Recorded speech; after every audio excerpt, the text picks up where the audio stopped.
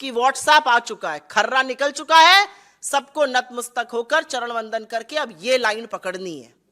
ये देश के लिए गौरव की बात है कि विदेशी धरती पर महात्मा गांधी की आवाज को गुंजाने का काम राहुल गांधी ने किया कैम्ब्रिज में। उन्होंने बताया कि हमारे देश के क्या मूल्य हैं जिस पे हमारा संविधान बना है और हमारे राष्ट्र का निर्माण हुआ है। लेकिन भारतीय जनता पार्टी, उनके आईटी सेल, उनके बददिमाग प्रवक्ताओं, उनकी समझ, उनकी सोची छोट और क्षुद्र राजनीति इन बातों को समझ नहीं सकती है। और अब मैं सिलसिलेवार तरीके से आपके सामने कुछ तथ्य रखना चाहती हूं। सवाल जवाब के दौरान अगर आप उसको डिस्प्यूट करना चाहिए तो बिल्कुल करिएगा।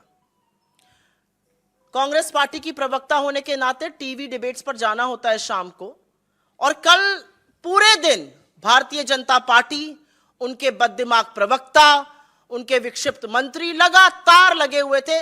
विदेशी धरती पर राहुल गांधी जी ने क्यों बोला, विदेशी धरती पर राहुल गांधी जी ने पेगासस का जिक्र क्यों किया। लेकिन ये सारे मामले धराशायी हो गए क्योंकि अपने राहुल गांधी जी तो लोकतांत्रिक मूल्यों की बात कर रहे थे। इनके आका ने तो ऐसी ऐसी बातें करी हैं कि सिर शर्म से झुक जाए। 2015 मई शंघाई गए, चीन के सामने कहते हैं देश के लोग का सर शर्म से झुक जाता है कि वो भारत में क्यों पैदा हुए, हमने क्या पाप किया था कि हम हिंदुस्तान में पैदा हुए। जब ऐसे वक्तव्य हम लोगों ने दिखलाए तो थोड़ा हमलावर कम हुए।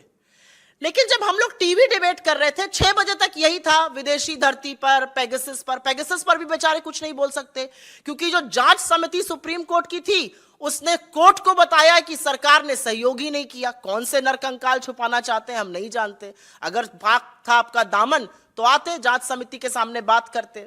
खैर, तो 6-6:15 बजे तक यही चल रहा था, विदेशी धरती, पेगासस, जो कि खोखला दावा और खोखले आक्षेप साबित हो रहे थे।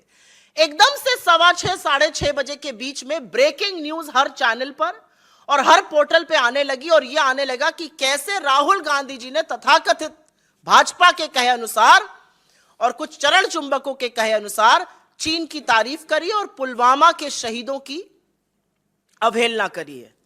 मैं एक टीवी डिबेट पर थी, मैंने गहन आपत्ति जताई, लेकिन मुझे बहुत ज्यादा वक्त नहीं लगा समझने में क्योंकि ऑनलाइन आना शुरू हो गया था कि हर चैनल, हर न्यूज ऑर्गेनाइजेशन, प्रिंट के वेब पोर्टल्स सारे एक साथ यही खबर 6:15 से 6:30 के बीच में चलाने लगे। तो थोड़ा बहुत मीडिया का एक्सपीरियंस से समझ में आ गया कि व्हाट्सएप आ चुका है, खर्रा निकल चुका है, सबको नतमस्तक होकर चरण वंदन करके अब ये लाइन पकड़नी है।